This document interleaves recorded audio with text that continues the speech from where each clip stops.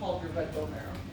Okay, and so you have these hemocytoblasts in the red bone marrow, and these guys are going to give rise to progenitor cells, which are generic term, or more specific term for stem cells.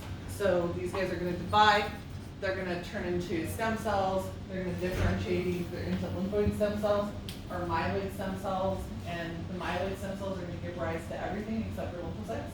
Your lymphoid stem cells give rise to lymphocytes.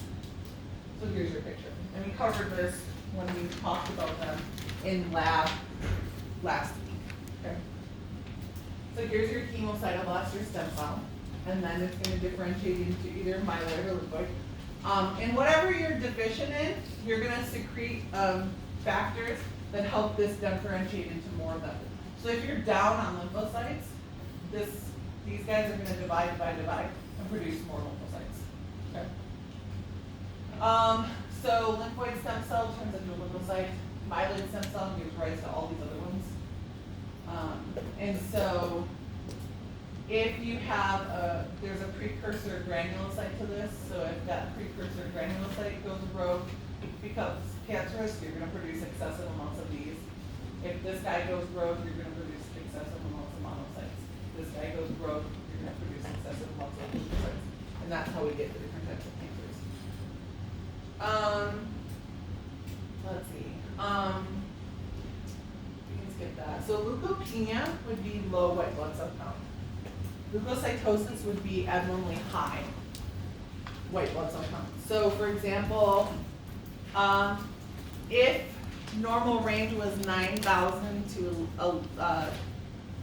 11,000, and I had somebody do a total white blood cell count, and it came back 5,000, what would that be called clinically? If it's less than 9,000. Leukopenia, right? What if it was 11,000? No, let's do 12,000. What if it was 12,000? Leukocytosis, okay? Give me a reason why we would have low white blood cells. Can you think of one? Autoimmune. What? Autoimmune. Some type of autoimmune disorder, right? What does chemotherapy do? It kind of kills some white blood cells by accident. Yeah, it chemically, so it's a toxin, right? It's a chemical toxin. It's a poison, and it's going to kill rapidly dividing cells. Well, guess what? White blood cells and red blood cells are rapidly dividing cells. So it's going to knock those out, okay? Another thing that comes to mind is cortisol. So if you're taking prednisone or some type of inflammatory agent to calm down your asthma, or it's going to affect your white blood cell count. High stress. So if you're under a lot of stress, long-term stress, you're going to make a lot of cortisol. That's going to block white blood cell production. Okay. So you'll notice end of finals, everybody gets sick. Why does everybody get sick? Because they're really stressed and not sleeping. So they have high cortisol. That's shutting down white blood cell production. Okay. When would we see leukocytosis? Good, infection. Okay. When would we see leukemia? Leukemia is extremely high white blood cell count. Would we see leukemia during an infection? No. When do we see it? Isn't that a type of cancer? Cancer, right? When those cells have gone rogue and they're excessively dividing. And you're kicking out those white blood cells before they're ready to get kicked out of that bone marrow. Good. Leukemia, uncontrolled production of white blood cells with immature white blood cells in circulation. Myeloid leukemia, excessive amounts of granulocytes, because that myeloid stem cell is cancerous. Lymphoid leukemia, or usually it's the common one is acute lymphoblastic leukemia, or all. And that's excessive lymphocytes from your lymphoid stem cells going rogue or cancerous. Any questions on that? Interesting. Platelets. So your platelets are thrombocytes. These guys come from megakaryocytes in the bone marrow. So the megakaryocyte is formed, and then it fragments, and and then you dump the fragments into the bloodstream. They live like 3 to 5 days, and so they get replaced really quickly. Okay, these guys are gonna help with blood clotting, so let's go over blood clotting. What's the purpose of platelets? They're gonna release clotting chemicals. They temporarily patch damaged vessel walls, and they contract tissue after clot formation. So they're actually gonna, they're going to absorb the clot so that it turns into a scab and then it gets degraded, okay? So let's talk about bleeding time and coagulation time. So let's say I cut my finger, okay? It's dripping, dripping, dripping. I can dab the blood away, okay? And eventually it's not gonna drip anymore. That is your bleeding time. So what happens? When you damage the lining, like those little capillaries and blood vessels and whatnot, the endothelial lining, that causes your blood vessels to spasm and close, okay, small vessels. So bleeding time tells you how long it takes for those vessels to spasm and close shut, okay? But you'll notice after it stops bleeding, if you go by and you whack it again, what happens? It starts bleeding again, okay? Have you formed a clot yet? No, you haven't, okay? A clot takes a longer period of time. A clot requires inactive clotting factors to become activated, and it's a series of steps. Where do you make those clotting factors? Most of them in the liver. Okay, so liver is your site of clotting factor production. How do we make them? Your vitamin green K? leafies and your bacteria in your gut make what vitamin? Vitamin K. Vitamin K that gets pulled into your liver. Your liver is going to use that vitamin K plus other stuff to make clotting factors. Okay? So bleeding time is how long it takes for blood vessels to stop spasming and No, to spasm and close shut. Oh, okay. Yeah. Bleeding time is how long it takes to stop bleeding. And it's right here. So stoppage of bleeding. Hemostasis is stoppage of bleeding. The first part is vascular spasm. So when you talk about stoppage of bleeding, or what is a bleeding time? Bleeding time is the time it takes for those small blood vessels to close. And then the last step is coagulation. Coagulation is blood clotting. You have a lot of clotting factors that need to be turned on to form a blood clot, and I'll talk about that. Are coagulation and agglutination the same thing? No, No, agglutination is what? it's when like the red blood cells bind together to It's what an antibody does to an antigen, right? So here's my antibody, it's gonna bind to whatever antigen it's specific for, right? So agglutination is antibody binding to an antigen. Coagulation is a series of clotting factors being turned on to form a blood clot.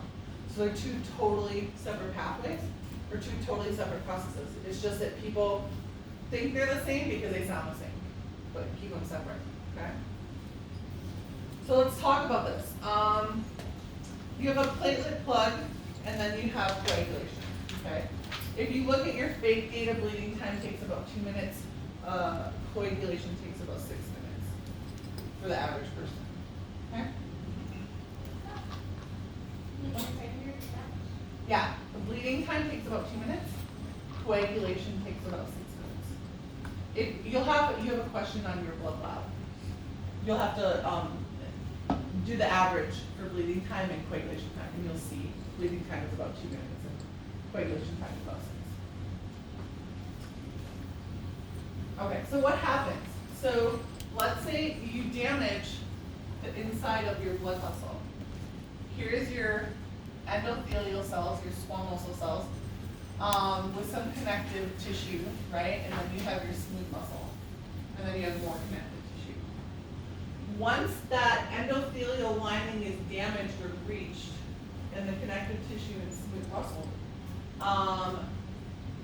platelets are going to stick to this uneven surface. So if you look at the inside of blood vessels, and the inside of your heart, it's very smooth. Okay. When you have damage to the inside or outside or anywhere in your body, it's not going to be smooth. and when it's not smooth, platelets stick. Okay, so that's the first thing. So platelets are gonna start sticking to this area. Then they're gonna, number two, they're gonna release hormones like thromboxane and adenosine diphosphate to get more platelets to the area. So they release chemicals to say, hey, there's an uneven surface or a damaged area, you guys need to come in.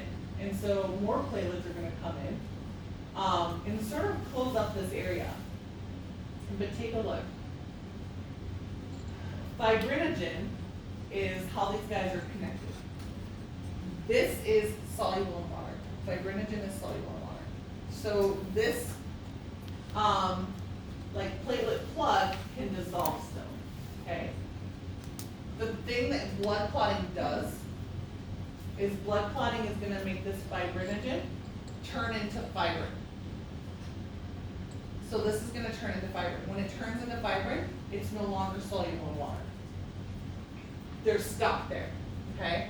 So when, and I'll show you the whole cascade mechanism in a second, but when that fibrinogen becomes fibrin, it makes a mesh net, like a net. And red blood cells and platelets are gonna get stuck there, okay? What's the purpose of it? The purpose of this is to close off and seal this damaged area so that this damaged area can heal from the bottom up. As it heals, we start absorbing the clot, so we start breaking it down.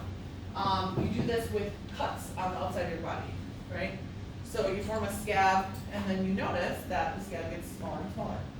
That's the same thing that happens with clots inside your body.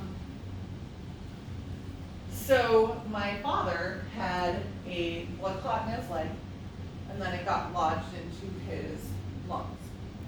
Okay, and so they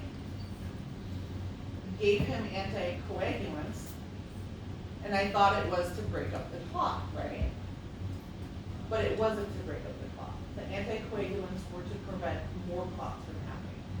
So I asked them, I'm like, well, what do you do with that clot? They're like, well, we just observe it, and usually your body will absorb it.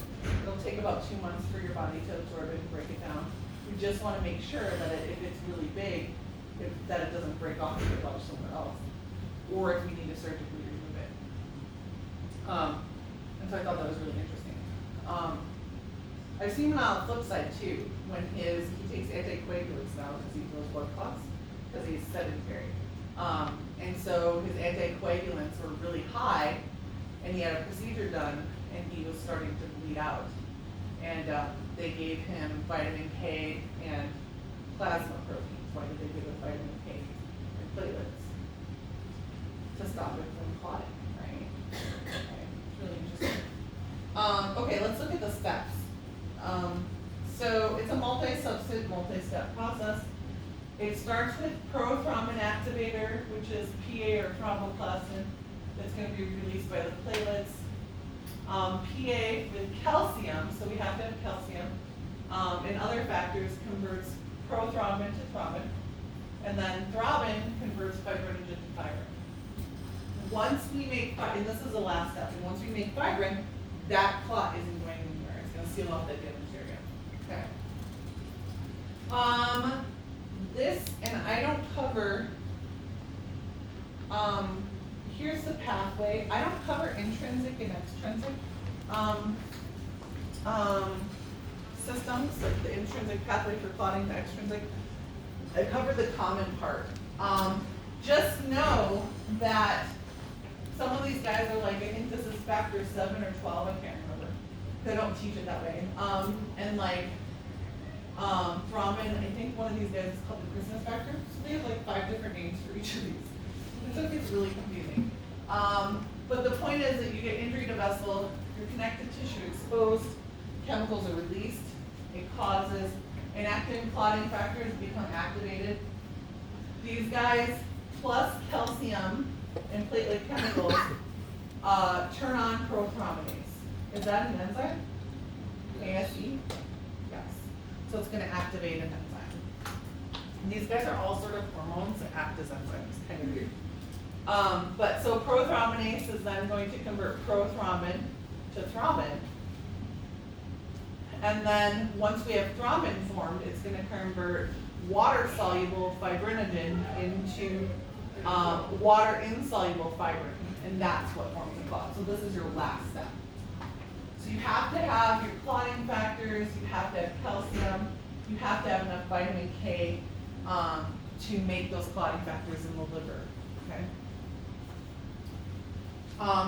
What if you don't produce enough clotting factors?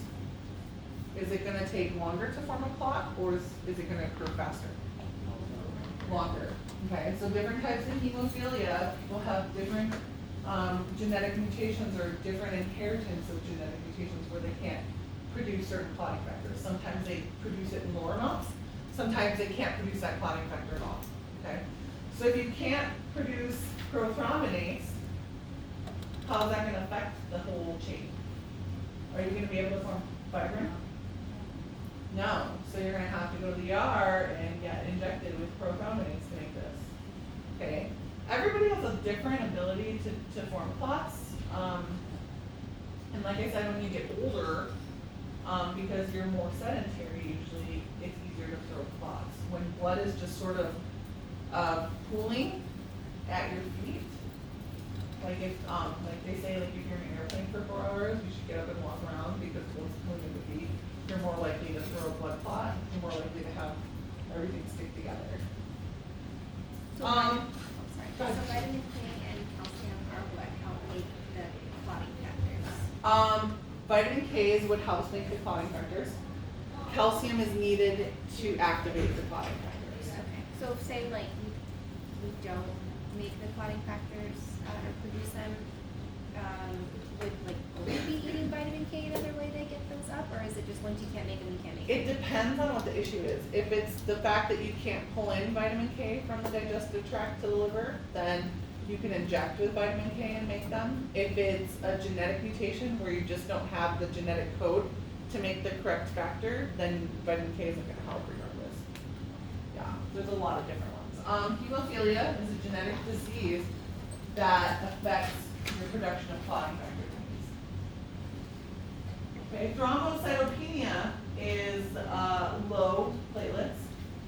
Can be a lot of different issues. A thrombus is a clot formed in an uninjured vessel. So these usually occur in what part of the body, guys? A thrombus? Your legs. Your legs. Okay, usually because you're laying down or you're standing for a long period of time, so blood is stagnant. So you're more likely to throw a clot or a thrombus in an uninjured vessel in your legs. And then it breaks off and moves somewhere else and gets lodged. If it gets lodged in the lungs, what do we call it? A pulmonary embolism. If it gets lodged in the heart, in the coronary arteries, what do we call it? A coronary embolism, okay? What about in the brain? What do we call that? Stroke, okay? So stroke can be a blood clot in the brain that cuts off the oxygen, or it can be a leak in the brain that cuts off the oxygen. Okay, this is what it looks like. Let me show you another video.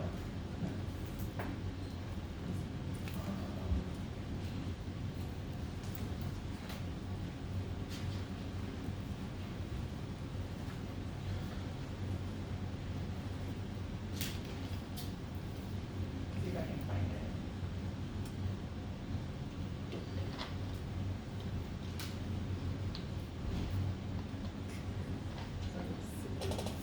So you see it, no, we can't see it.